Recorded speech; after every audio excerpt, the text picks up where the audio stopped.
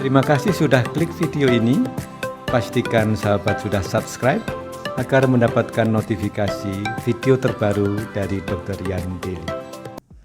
Assalamualaikum warahmatullahi wabarakatuh.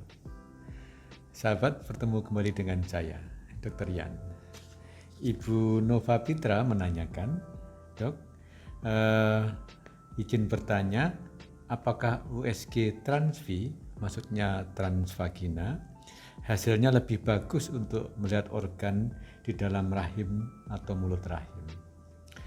Kemudian apakah perbedaannya jauh dengan hasil USG biasa yang lewat perut? Sahabat sekalian, saya akan bahas masalah ini, cukup menarik dan saya bisa mendeskripsikan dengan cukup detail. USG atau ultrasonografi saat ini memang merupakan alat bantu diagnosis yang banyak sekali digunakan. Dan ternyata USG ini memang banyak sekali manfaatnya. Jadi wajar kalau banyak digunakan. Yang kedua, keunggulan USG ini adalah gampang digunakan, alatnya juga banyak tersedia dan relatif murah dibanding pencitraan yang lain. Misalnya CT scan, MRI dan sebagainya.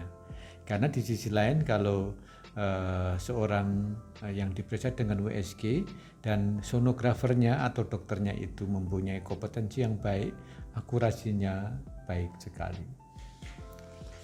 Sahabat sekalian, untuk bidang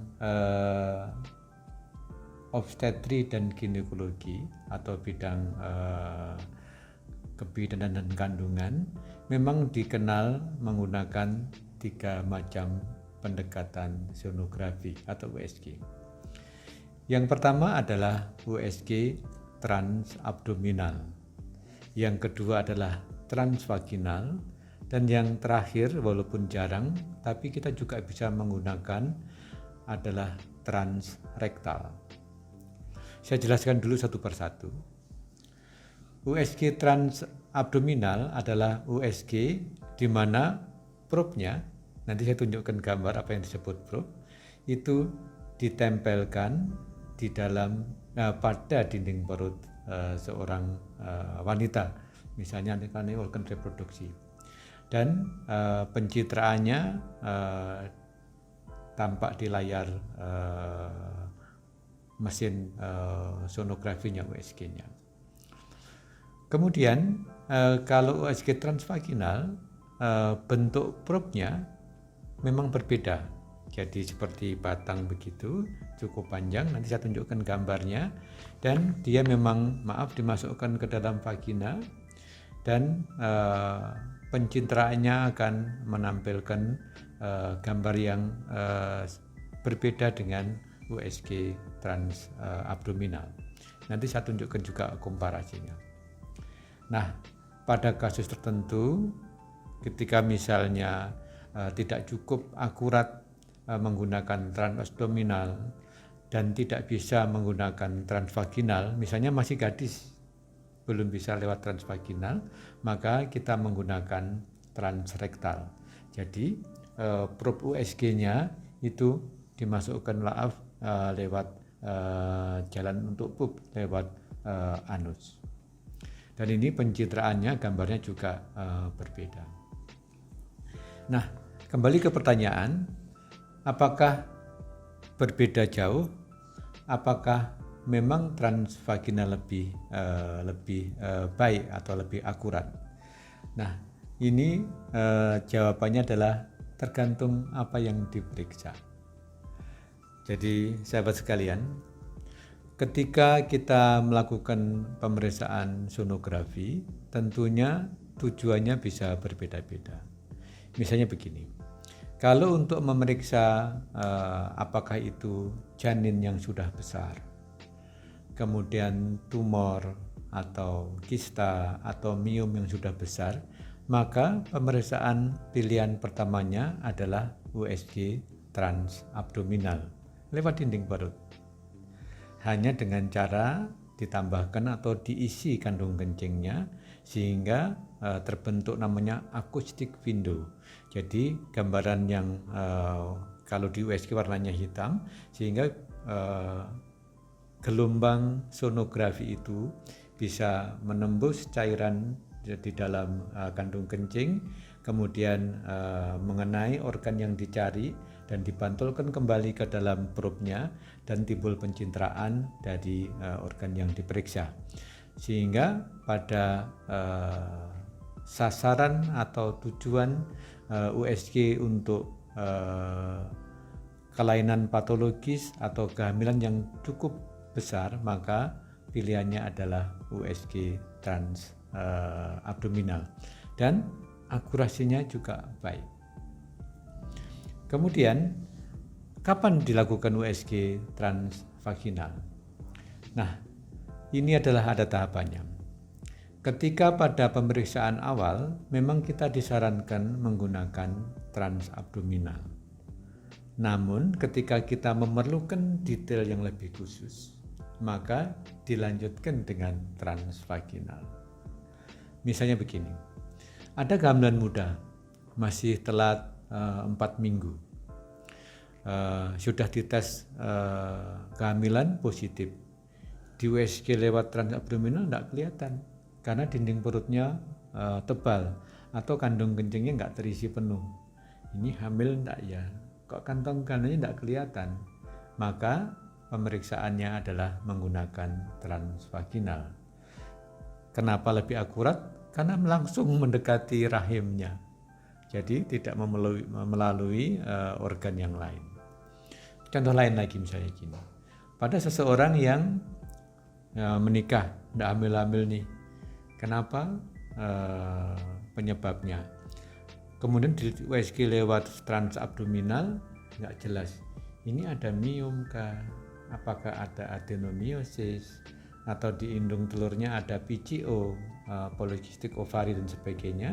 Nah, ini mandatory, artinya jauh lebih baik bila menggunakan USG transvaginal. Jadi dengan USG transvaginal, miom yang kecil atau adenomiosis yang kecil, tumor-tumor jinak rahim yang kecil-kecil kelihatan 1 cm, setengah cm, atau mungkin 3 cm kelihatan jelas. Atau indung telur yang normal. Kalau indung telur yang normal bisa dilihat dengan transabdominal, tapi kalau misalnya melihat folikel, bibit-bibit yang mau bibit-bibit di indung telur yang mau pecah, matang menjadi keluarnya bibit perempuan, ovum, itu jauh lebih akurat dengan menggunakan transvaginal.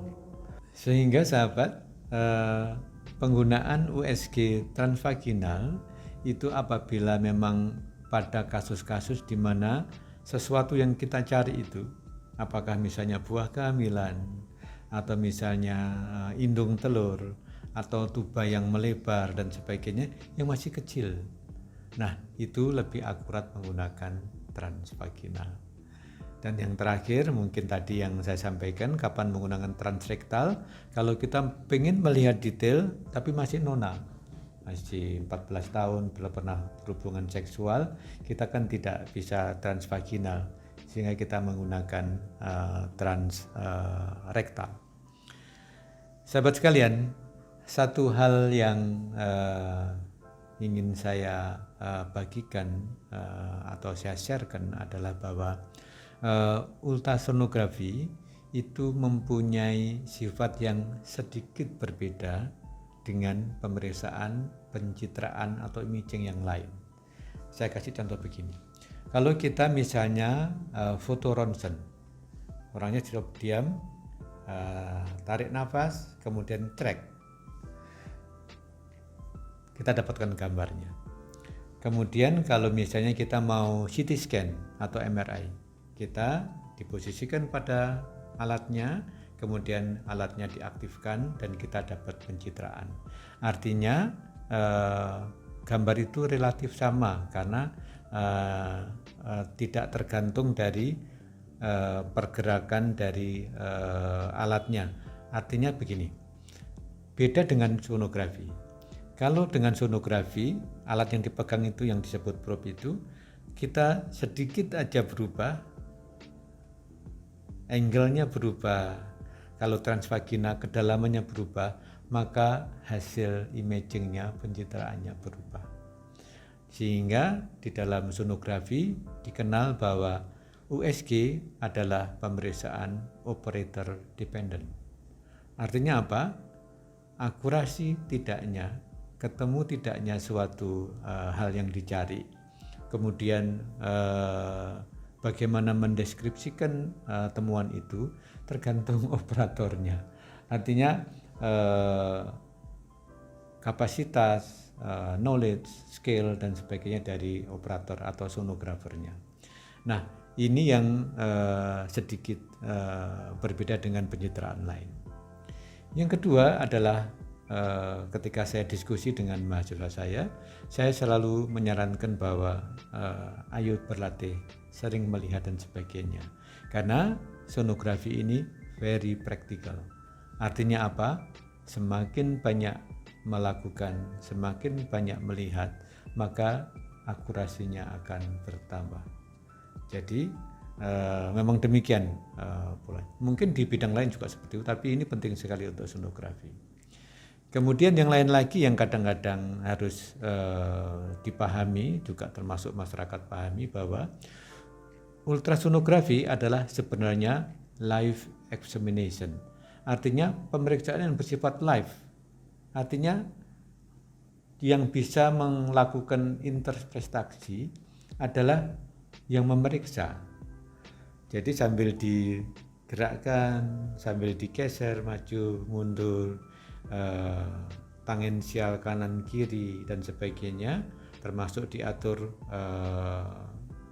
misalnya echogenicity, derajat dari ekogenisitasnya, apakah terlalu gelap atau terlalu terang dan sebagainya. Itu yang paling memahami atau bisa menyimpulkan adalah sonografernya atau dokternya. Karena kalau mendasarkan hasil pemeriksaan USG hanya dengan melihat print-printan USG itu sering bisa aja tidak akurat. Karena juga tergantung waktu di foto itu pas enggak dengan organ yang dicari. Jadi itu adalah sifat-sifat dari sonografi. Sehingga tadi menjawab pertanyaan kembali, apakah sonografi transvaginal itu lebih akurat untuk mendeteksi suatu kelainan? Jawabannya iya, tapi itu memang diperlukan pada kasus-kasus atau penyakit tertentu. Pada hal-hal yang lain, USG transabdominal juga sudah cukup. Sahabat sekalian, jadi demikian tadi bahasan mengenai perbedaan USG transabdominal dan transvaginal. Nanti akan, kalau perlu saya jelaskan, yang di masyarakat sering dibicarakan, saya mau USG 3 dimensi, saya mau USG 4 dimensi. Nanti kita pada sesi lain akan saya jelaskan apa maksudnya dan kapan diperlukan USG, cukup dengan 2 dimensi, 3 dimensi, atau bahkan 3 atau bahkan 4 dimensi. Demikian sahabat, semoga share ini memberikan manfaat dan memberikan pemahaman yang lebih baik. Demikian, take care, stay healthy, see you tomorrow. Mari dukung channel ini dengan memberikan like, share, comment, and subscribe.